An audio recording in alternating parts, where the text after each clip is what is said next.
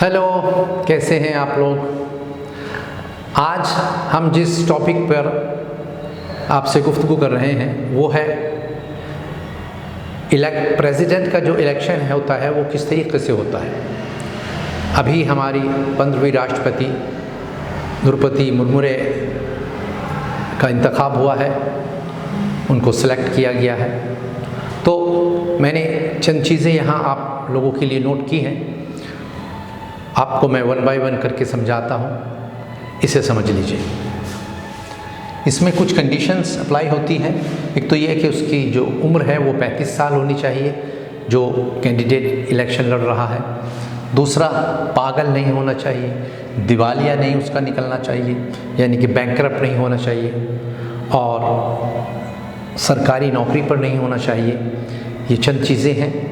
और कौन उनको वोट दे सकता है, प्रेसिडेंट को जो जनता होती है वो वोट नहीं कर सकती। उसमें जो वोट दे सकते हैं समझ लीजिए, उसको एमपीज़ दे सकते हैं लोकसभा के, राज्यसभा के, और एमएलएज़ दे सकते हैं सब स्टेट्स के, 28 स्टेट्स हैं वो दे सकते हैं।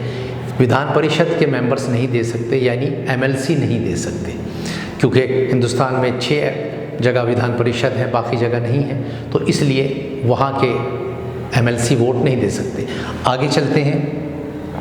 इसमें जो सबसे बड़ी कंडीशन है उसकी वो प्रायोरिटी बेसिस पर ये देखा जाता है कि इसका जो इलेक्शन में जो खड़े हैं कैंडिडेट्स, किसको कितने वोट मिल रहे हैं, परसेंटेज क्या है। उसका एक नियम तो यह है कि जो भी लोग खड़े हैं उसको 51% वोट हासिल करने हैं।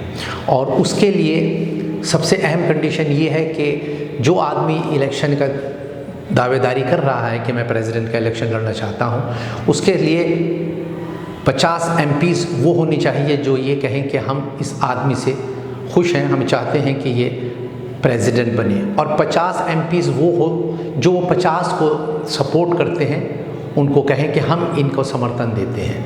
तो यानी कि कुल मिला के ये हो जाते हैं 100। तो ये 100 आदमी अगर किसी के बारे में कहेंगे, उनका प्रस्ताव जाएगा, तब जाके उसको कंसीडर किया जाएगा कि इसका मतलब ये है कि 100 एमपीज़ इसके हक़ में हैं, इसके फेवर में हैं। ये बात अक्सर पूछ ली जाती है, याद रखिएगा। दूसरी बात, ये जो इलेक्शन होता है इसका जो क्राइटेरिया है वो समझ लीजिए। इसमें 3 आदमी खड़े हैं, ए बी सी। जैसे ए को मिसाल के तौर पे यहाँ पर मिले हैं 5 वोट, और बी को मिले हैं 3 और सी को मिले हैं 2, तो जिसको ज़्यादा वोट मिले हैं वही विनर हो जाता है। दूसरी कंडीशन भी समझ लीजिए, अगर सपोज़ ए को 4 मिलते हैं, बी को 3 और सी को 2, तो अब इसमें क्या होगा कि अभी कोई नहीं जीतता। तो इसका तरीका ये होता है, जो आखिर वाला जो है 2 जिसके पास है, ये चैप्टर 52 जो हमारा आर्टिकल है संविधान का, उसको आप देखेंगे तो पूरा चैप्टर इसी पर है, इसको आप समझ लेंगे। इसमें आखिर वाले के जो वोट है, जिसको ज़्यादा वोट मिले हैं, जिसको यहाँ 4 मिले थे और बी को 3 मिले थे, 4 वाले को मिल जाएंगे। अब उसके पास हो गए 6 वोट, तो ऑटोमेटिकली वो जीत जाता है, 3 वाला नहीं जीत पाता, और उसके जो 2 वोट है वो ख़त्म हो जाते हैं। अब इसमें दूसरी कंडीशन ये होती है कि ये बहुत इम्पॉर्टेंट बात है, हमारी जो सेंसस अभी तक चल रही है वो 1971 की चल रही है। जनगणना 1971 से चली आ रही है। तो इसमें 71 में उत्तर प्रदेश की जो पॉपुलेशन थी वो यहाँ मैंने लिखी है।